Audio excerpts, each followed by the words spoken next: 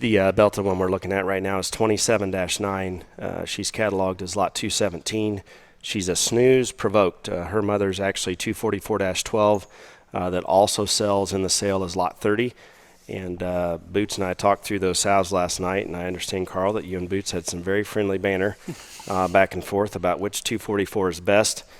And, honestly, and we talked about this on all of them, I think that we could get a group of folks gathered around and run those three out, and we could compare their resumes and compare their phenotype, and I think that we'd arrive at different answers because they're very good sows. So 27-9, I think, really epitomizes those sows and her quality, the way that she's built. I think if you study this gilt and then go study your mom, I think you'll see a lot of resemblance.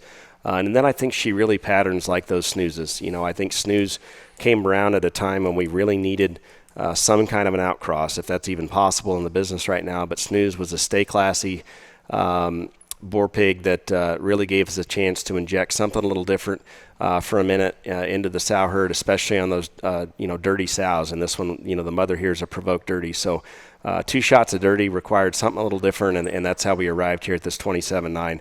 I love this gilt. I can tell you right now that if we were breeding her, she'd for sure get Move the Needle or Absolute, one or the other. Whichever semen we grab first out of the box is probably what she'd get.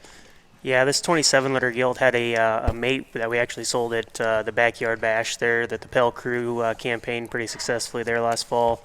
When I saw this one at the Slap Barn, she hit me as a sow. She's not the most out there in any area, but she is probably as versatile of one as we've sold, and these are the kind that time and time again make the built-to-brand sale in a couple of years and ones that generate and kind of do the right things. This is the pattern. This is the build.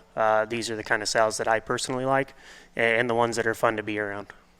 Yeah, I agree. I think it's easy to get caught up in the extreme ones, the ones that are a little more unique. But dare I say the word ordinary, because I don't think that's a very positive word sometimes when we talk about livestock. But these kind that are timeless in their build, that have got this sort of look and pattern, are the kind that have kept us in business for a long time. I think her length of hip, the rest of her proportionality, her extension up front will serve her well, and you've got a multitude of ways to mate this one going forward. So 27-9, again, she's a snooze provoked, and she sells as lot 217.